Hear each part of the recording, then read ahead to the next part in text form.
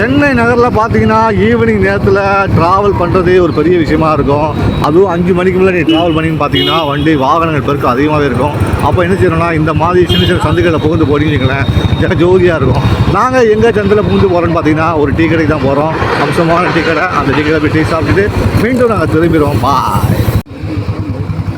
பார்த்தீங்கன்னா அந்த டிராஃபிக்கை தாண்டி சந்து பொந்துலாம் தேடி பிடிச்சி நாங்கள் சமோசா கடையை நெருங்கிட்டோம். இதுதான் டீ கடை. பார்த்துட்டிங்களா? ஆப்போசிட் தான் வடை கடை. பார்த்தாச்சா? கோயிதா நீங்கள் நிறைய இருக்குடா.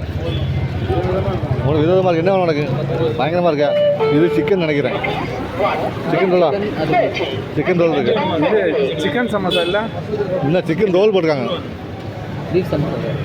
ஓ இதுக்காண்டிண்ணே இன்னைக்கு இதுக்காண்டி போட்டிருக்காங்க. அதான் நான் பார்த்தேன் இவ்வளோ ஐட்டம் பார்த்தேன். சரி சரி.